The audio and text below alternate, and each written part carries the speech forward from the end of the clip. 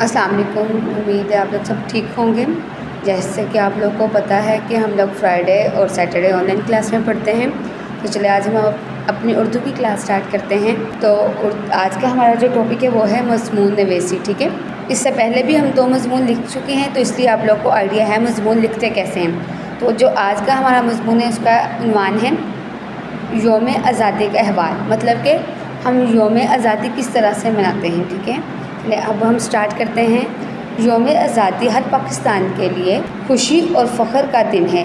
ये दिन हमें 14 अगस्त 1947 की याद दिलाता है, जब पाकिस्तान एक आज़ाद मुल्क के तौर पर दुनिया के नक्शे पर उभरा था। इस दिन बरसगीर के मुसलमानों ने कायद-ए-आज़म मोहम्मद अली जिन्ना की क़यादत में एक अलग वतन हासिल किया, जहाँ वो आज़ादी के साथ अपनी ज़िंदगी गुजार सकें। बेटा, जैसे कि आप लोग को पता है पाकिस्तान कब बना था, 14 अगस्त 1947 को।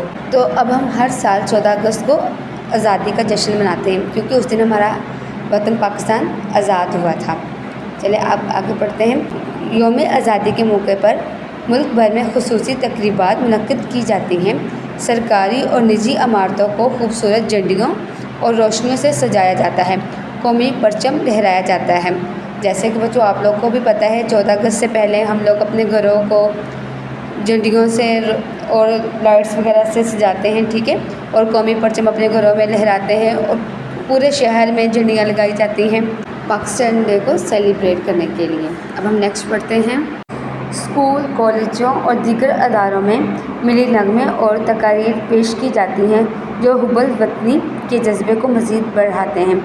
जैसे कि पता है कि पाकिस्तान डे पे जब यौम आज़ादी का दिन होता है तो हर स्कूल सेलिब्रेट करते हैं, नगमे पढ़े जाते हैं, तकरीरें की जाती हैं।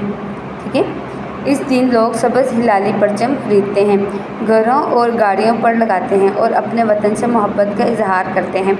लोग अपनी गाड़ियों पे, घरों पर परचम लहरा के, झंडियाँ लगा के अपने मुल्क से मोहब्बत का इजहार करते हैं। बच्चे ख़ास तौर पर बहुत खुश होते हैं और मुख्तलिफ़ सरगर्मियों में हिस्सा लेते हैं। यौम आज़ादी हमें अपने बुज़ुर्गों की कुर्बानियों की याद दिलाता है। हमें चाहिए कि हम इस आज़ादी की कदर करें और अपने मुल्क की तरक्की के लिए मेहनत करें। इत्तेहाद, ईमान और नज़्म व ज़ब्त के असूलों पर अमल करके हम पाकिस्तान को एक मज़बूत और खुशहाल मुल्क बना सकते हैं। एंड पे पाकिस्तान जिंदाबाद। ये था आज का हमारा मज़मून।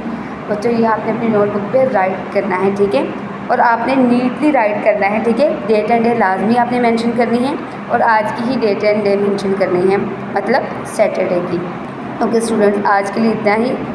अल्लाह हाफिज़। इंशाल्लाह नेक्स्ट क्लास में मिलेंगे। तब तक के लिए अपना बहुत सारा ख्याल रखिए।